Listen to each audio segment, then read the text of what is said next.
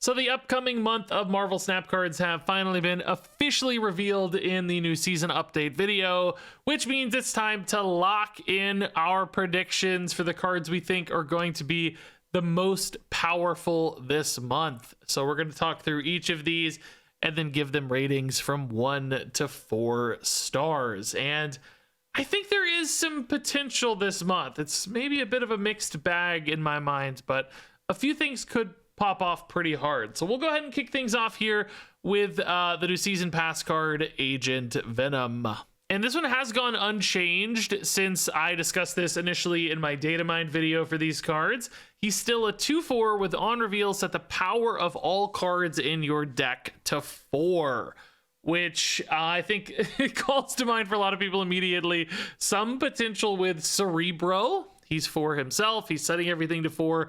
Can you build a Cerebro 4 deck around this? You know, pushing Cerebro and Mystique to 4. Potentially some other high-powered cards like an Iron Man or something could then contribute to your Cerebro deck. That's a possibility. Of course, we haven't seen really any Cerebro decks be good in a long while. They're always super off meta, but even then, C4 has really never gotten there. C2 and C3 traditionally are the strongest ways to play Cerebro. C5 too has had some moments, I guess. Maybe even really the highest win rate moments of all, actually, there for a little while with Miss Marvel and I think Dr. Doom back in the day. But I don't really think that is where this card goes. It might be possible again. It might be a fringe off meta sort of thing. But do keep in mind, you know, this is only setting the power of cards in your deck. So if you already have a Cerebro and a Mystique and an Iron Man or whatever in hand, you're going to miss those, and this probably doesn't really contribute much of anything to your Cerebro 4 deck other than just being a 2/4. So I don't think you want a deck that is like limited in the number of cards that are rewarded by this effect. I think you want as high of a density as possible in your deck to reward this payoff. In other words, you know, instead of like 3 cards that get a nice bump or benefit from this, what if every other card in your deck benefits? And there are definitely some lists you can envision where you bump that number of cards that suddenly benefit from, like, you know, 2 or 3 to 8, 9, 10, maybe even 11 other cards. So for instance, there are some like on reveal packages. If you're running something like a Ravonna on reveal deck, we've already seen a lot of experimentation in that space with things, you know, like Sages and White Tigers, all of those cards that already have those low power values because they're shifting all their power into their on reveal effect. Suddenly, you know, Agent Venom is an additional 3 or 4 power on all of those cards, and you could really put together a pretty nice deck of those low powered on reveal things, maybe still toss in some Iron Mans and so on. And that means every card in your deck now suddenly benefits from 3 or 4 extra power. Now, do keep in mind, you're not drawing everything, and there will still be those cards in hands that don't benefit, but as long as there's another synergy built around that, like on reveals, for instance, suddenly that's something pretty cool. But if you play this on turn 2, you're going to draw a card on 3, 4, 5, and 6. You're going to draw 4 cards in a normal game that have been impacted by Agent Venom. And if you make sure your deck is basically all being positively impacted, if you're getting like 3 or 4 extra power per draw throughout the rest of the game, that is an enormous upside. You know, basically that could be an extra 16 power if they're all 0 power stuff that you draw after playing this on turn 2. That's kind of nuts, right? That makes this look a little bit like a 216 in its total output. And that's an enormous amount of upside. Clearly, it's one of those that does fall off if you play it later in the game, but we've seen these kinds of cards, you know, when you hit on curve, it's just such an enormous advantage that it's worth it. And as a 2/4, it's not miserable to play this late either. If you have to weave this in on turn 5 or something, or just splash it on turn 6, you're still at least contributing a little bit of base power. It's not like this is a pixie or something where it feels absolutely awful to play on turn 6 as a 2/1.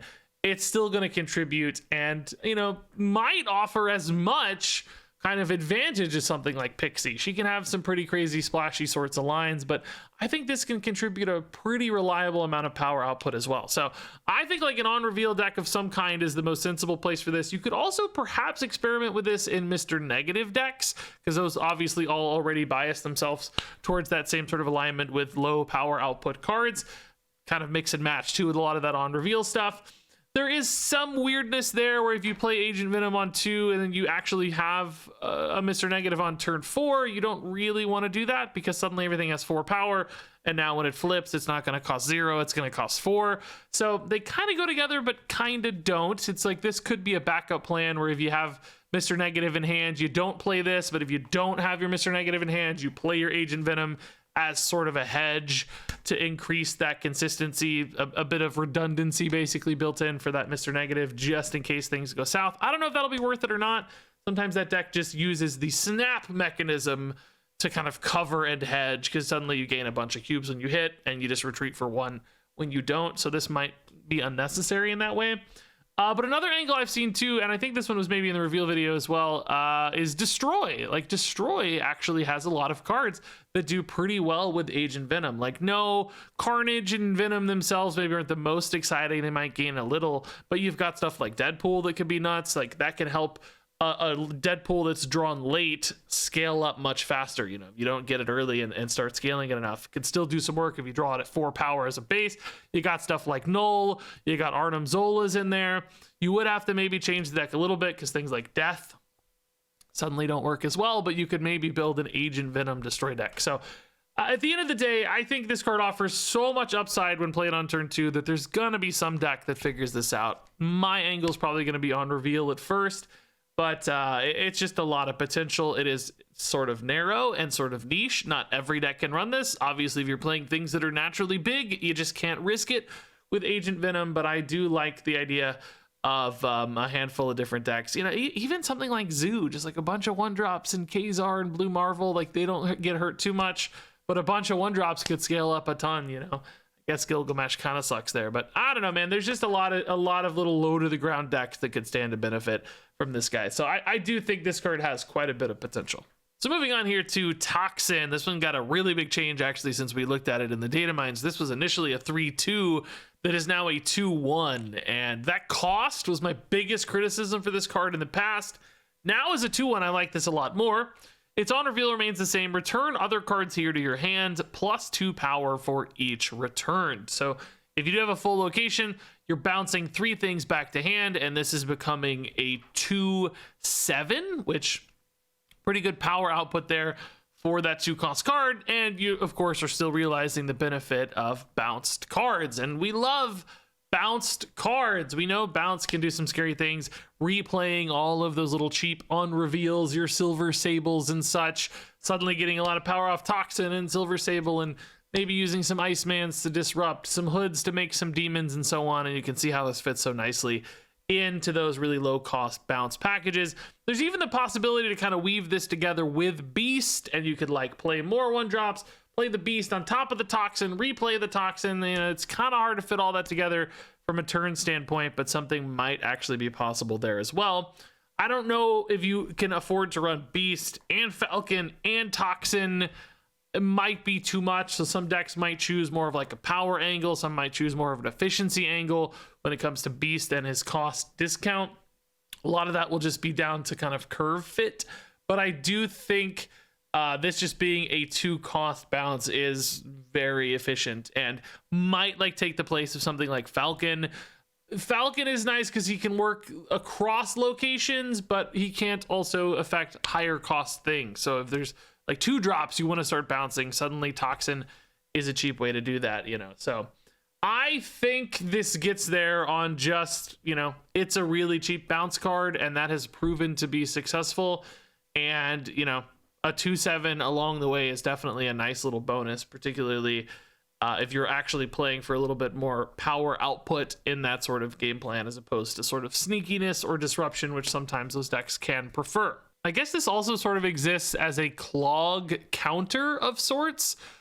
Sometimes, you know, the clog counters have been things like Carnage, or if your opponent is sending over a bunch of rocks or sending over a void from Sentry, whatever it might be, some goblins or whatever.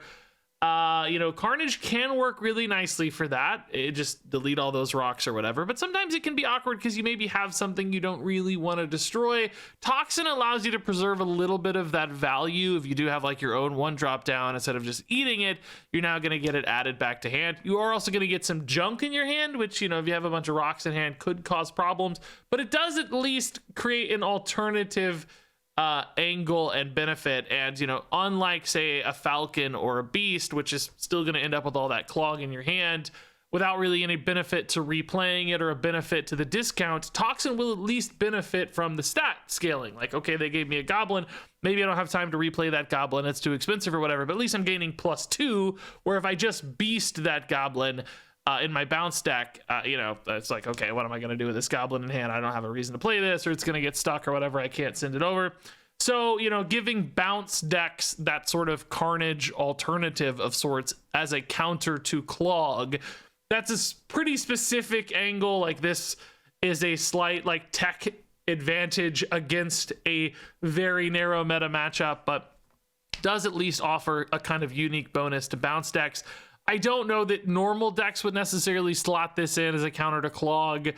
Sometimes you have things you need to stick on board because you spent energy and they have a lot of power, and this may not just make sense in that case. But at least one nice little bonus there that's pretty relevant in the current meta in particular.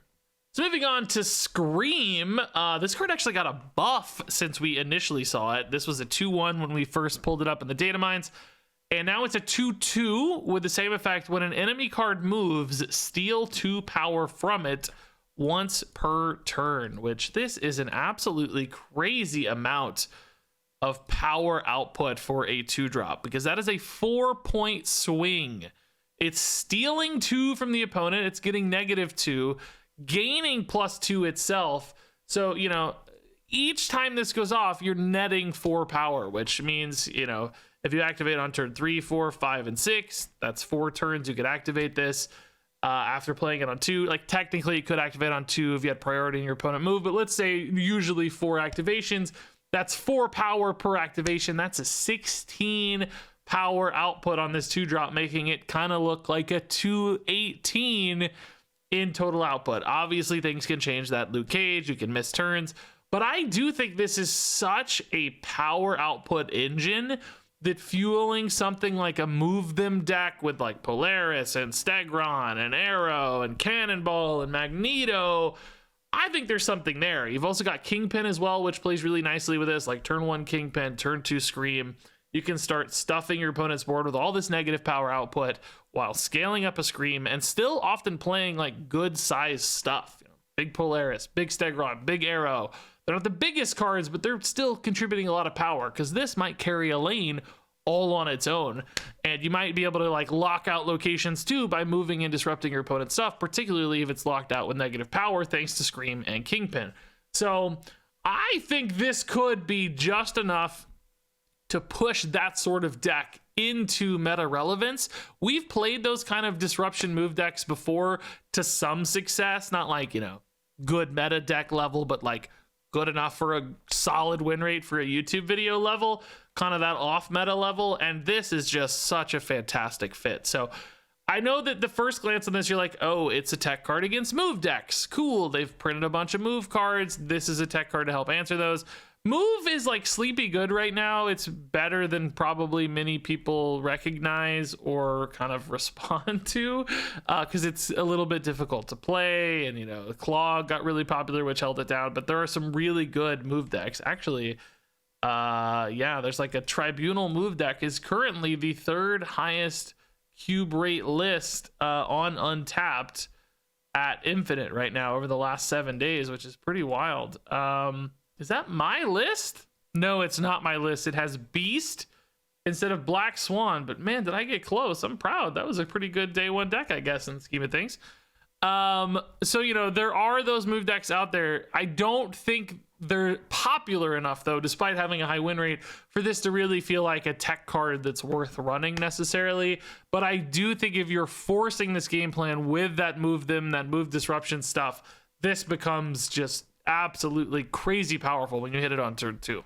So next up here is Misery, and this one got a really big change since we first saw it. It used to be a 5/10, and now it's a 4/7, which I'm not totally sure if that was intended to be a nerf or a buff. I will say typically when cards get cheaper and have the same effect, particularly this pretty big Odin style effect, that being able to do that for 1 less energy is probably a significant buff. That said, I did think the stat total here was kind of nice when it was a big 5/10 because it played well into a couple different lines. Number one was Electro on turn 3. You naturally just have 5 energy on turn 4 anyway after that Electro, so having a 5/10 Misery felt like a really good follow-up to that Electro. And that kind of deck probably doesn't have a 1 energy card to weave in suddenly. So you're probably just playing a 4/7 instead of a 5/10. You might occasionally have a 1-drop, but most of the time you won't. So you just kind of lost 3 power and floated in energy. Like, okay, maybe you got a sunspot or something, but you're still net -2 there on that exchange. So for an Electro deck, this I think just got worse. I think it's notably worse. There was also a Shuri line that I thought was pretty cool, where you played Shuri on 4, and then you played Misery on 5, and, you know, obviously that was going to be a 20 power Misery instead of now a 14 power Misery, because when you talk Shuri, that 3 becomes 6. That's another monster change. Now, why would you want to do that? Because of Heimdall. I think you could play Heimdall on turn 6, move that 20 power Misery that would have been 20 power in the past into a new location and double your Heimdall up to 18. But now you've got Shuri on 4, Misery on 5, again, floating in energy kind of weirdly. It only goes up to 14. That's probably not a line anymore that I'm excited about. So what do you have instead when you look at a 4-cost Misery? Well, there are some things you can do, like save this until turn 6 and play it with a 2-drop on reveal that you really value. The first one that comes to mind is Hazmat, because that's definitely one of the most game-impacting 2-drops. So you could do something like play a Wong on turn 4, play an Ajax on turn 5, and then on turn 6 play that Misery and Hazmat together. So Hazmat goes down on Wong, she goes off twice, then your Misery goes down on Wong, and it does the Odin repeat. It's the exact same thing as Odin, which of course pops off again with Wong, and that Hazmat blows up the opponent's board. All of the stats are gone thanks to Hazmat. And you know, hopefully just win because they have so much negative power, or, you know, you kind of use that Ajax to carry. You could also, you know, if you wanted to do some Luke Cage stuff instead and play that side of it, you could. Maybe the Ajax is kind of a more interesting line, who knows? But there is something there where you kind of use this as that surprise dump on turn 6. As far as an on-curve play, though, I don't see as many angles for it where you really want to play this on 4, so it might be kind of saving it for later as a cheaper Odin. You do those sorts of things with Odin now, with like Surfers and Hazmats, that happens, but usually you have to have a Magic in that deck to kind of set all that up for that big turn 7, or sometimes you can do Sarah stuff with turn 7 where you like discount an Odin, and we just did it with Gambit, for instance, where that's a 5 and a 2 on turn 7, but this could allow you to do the same sort of thing, but in a normal length game on turn 6 more reliably. So that's pretty cool. Now, I guess I didn't even read the text of this. You guys can read those. Hopefully you don't have to. Now, the one thing to talk about, of course, with all of this is destroying them. That's what you want to happen with Electro, obviously. That's why it's so nice with Electro as a consideration. You know, that's probably not a big deal if you're destroying your Shuri or your Wong Hazmat or whatever you're trying to win through other mechanisms, those on reveal effects. But is there an angle to use this card for destruction elements? I didn't see as much there that's exciting. Electro was really the one thing that came to mind, but maybe there's something here with a destroy deck. Maybe you're doing something cool with Null. I don't know. There's some possibilities there, but that seems definitely harder to pull off than some of the other lines. But I'm curious what you guys have planned for Misery, and if you're more excited about this as a 4/7, or if you actually thought, like me, it looked maybe a little more intriguing as a 5/10. So next up here is Anti-Venom, and he is exactly the same since we took a look at him last time. He's a 4/6 on reveal. Set the cost and power of your deck's top card to 0. So much like we talked about with Agent Venom, take a look at like any Mr. Negative deck list, and you're going to find a bunch of cards that look awesome for Anti-Venom. You want things whose power is already 0 or close to it, so you can benefit for some big cost discounts without losing any power along the way. So, you know, Iron Man, Null, Arnim Zola, All those are great examples where you get to save 5 or 6 energy without losing any power. Now, all that said, the thing about this card I don't like is I don't really know where this lives. I can, take a look at like a non-reveal deck like we talked about with Agent Venom, right? And like, yeah, of course, there's some great payoffs in there. And if you look at a Mr. Negative deck, some great payoffs in there, right? But do either of those decks want to run this? You don't run this in Mr. Negative decks. Number one, you kind of have a turn 4 play already with Mr. Negative, and then there's no really time to play this. It's kind of being excluded. Again, it could kind of be a backup card in a Mr. Negative deck where if you don't hit it, but I don't think you want to give up the slot because you want to run enough stuff that pays off your Mr. Negative, and having a random 4/6 in there I don't think is worth it because it's not enough of an impact to like win you a game usually in that kind of deck. You need to commit to like a full in Mr. Negative payoff. And then if you look at like an on reveal deck with all of those cards, I feel like, well, maybe Agent Venom just kind of pays those off better because he's hitting so many more things potentially. It's like this is that same kind of card like a Mr. Negative, like a Pixie, like an Agent Venom now. They all create those like discounts or upswings of some kind, but they all affect the entire deck or are designed to, like Mr. Negative. Whereas Agent Venom or Anti-Venom here is just one card. It's like I don't know how exactly to build a deck around that because if it's Agent Venom reveal, I don't want an Anti-Venom in there because Agent Venom debuffs this, he goes down to 4, that kind of sucks. And then if you've already played Agent Venom, when you're now taking a card that's 4 power, pushing it to 0, I mean, I guess you're still getting a discount, which is potentially pretty nice.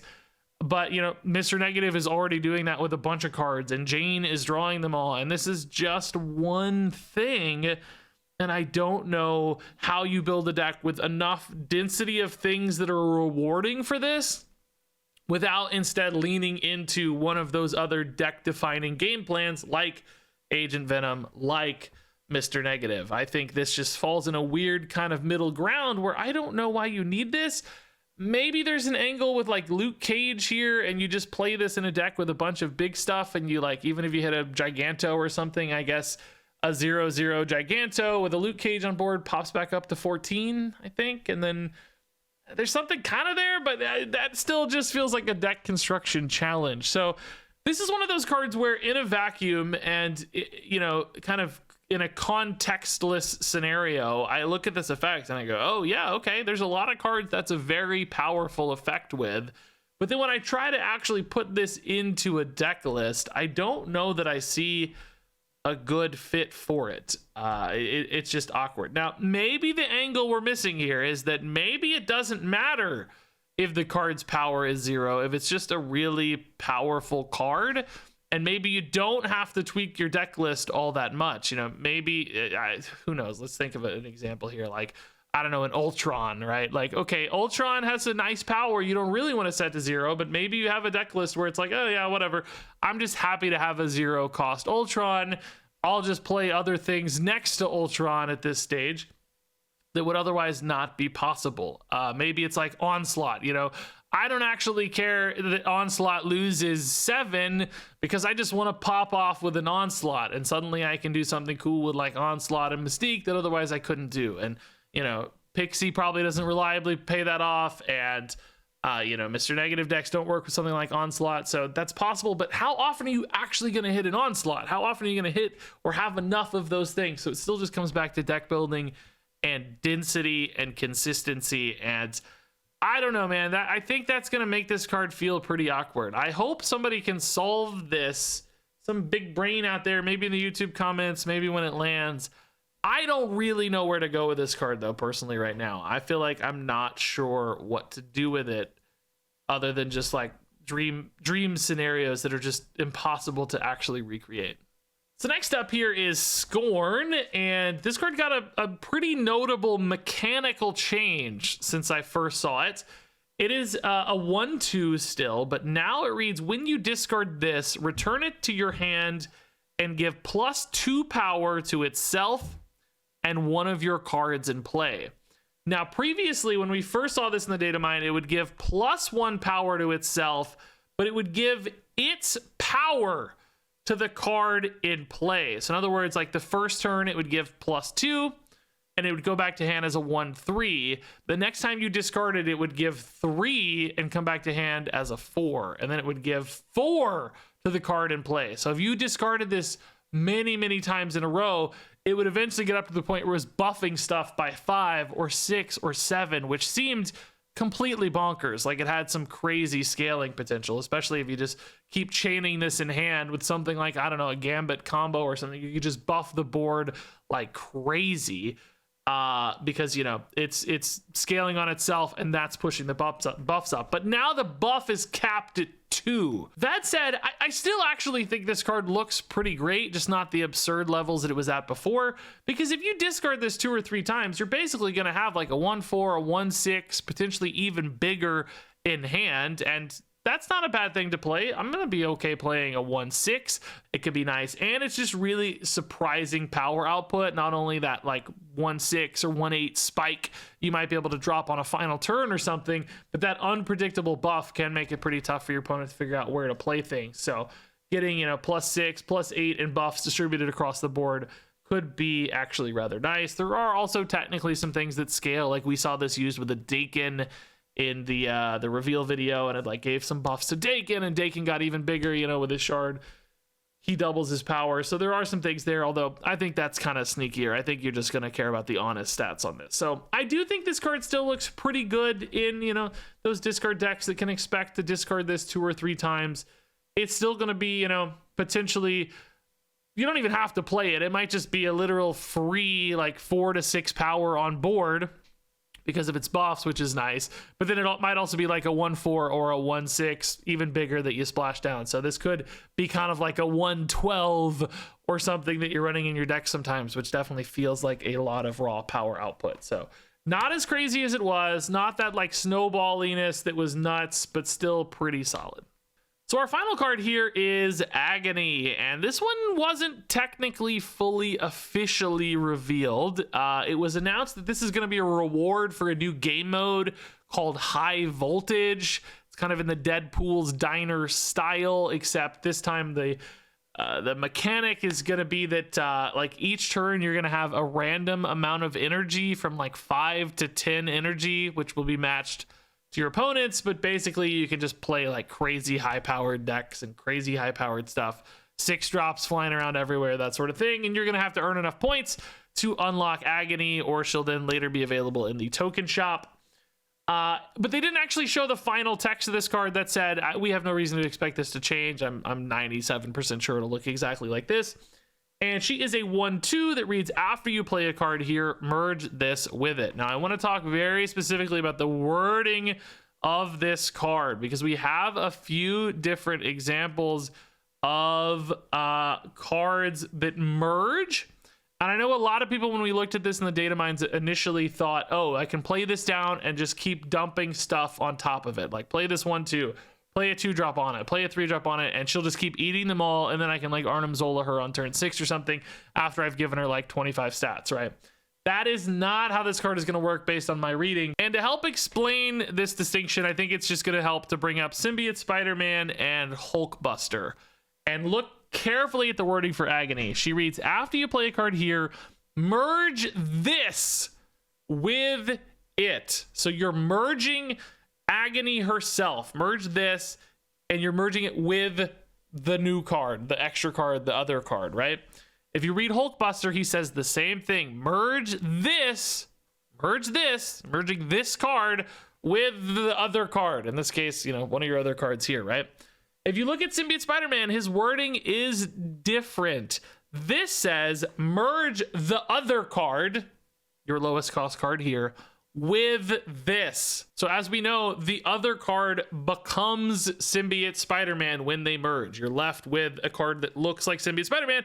It just has its text. Whereas with Hulkbuster, Hulkbuster becomes the other card, right? You're merging Hulkbuster into that other card. And because this shares the same wording as Hulkbuster, which is very different from Symbiote Spider-Man, I am 99% sure that means Agony is going to merge into the other card. You will lose the Agony. She will basically just be a 2-power buff. There will not be a card you're like stacking up over and over again. which kind of makes her basically a preemptive Hulkbuster, so that you can play her ahead of time and then play whatever card you want to get buffed, as opposed to having to do it later, which I do actually think is pretty darn valuable. There's a lot of times where you play down that, you know, whatever thing you want stat scaled. Scarlet Spider is the most recent example, but, you know, Deadpool is a classic example as well. Sometimes it's just hard to like weave in what you need after the fact.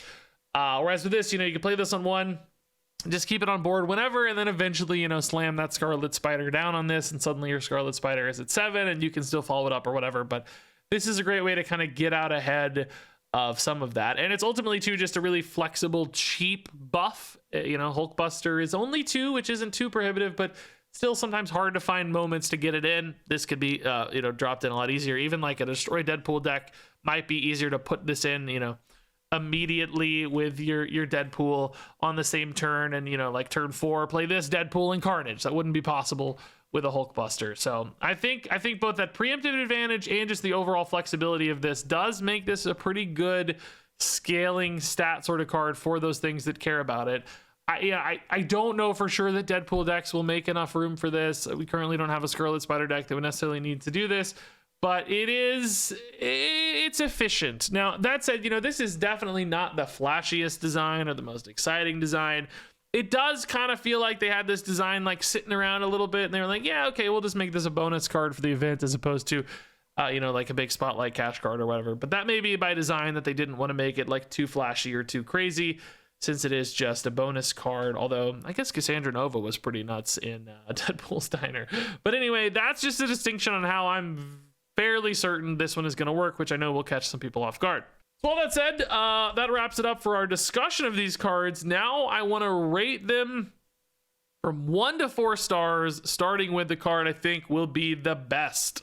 Agent Venom is a 4-star card. Scream is a 3-star card. Toxin is a 3-star card. Scorn is a 3-star card. Agony is a 2-star card. Misery is a 2-star card. Anti-Venom is a 2-star card. Yeah, there you go. That's the October season of stuff. Basically, I think Agent Venom has the potential to like define a deck and make it meta relevant. I think Toxin and Scream are both pretty good cards that could push the respective archetypes into the meta with some degree of significance. And the others, I guess Scorn, I think, is a good fit in discard. Maybe it doesn't change things a ton, but there might be some builds that make sense for her. And then the other 3, I don't know, I think they're okay-ish, but just might not have the oomph necessary to make a big impact, big splash on the meta. So curious to hear your thoughts on all these cards and more. Of course, don't make spotlight decisions based on a review like this. My God. Season pass, same thing. Like, wait a little bit, wait a few days, get some data, you know, you'll have an idea of what's good or not. Don't trust a fool like me this early on. But this is just for fun, to lock in our predictions so you can make fun of me for later. So again, share those thoughts down below. Thanks so much for watching, and until next time, game on.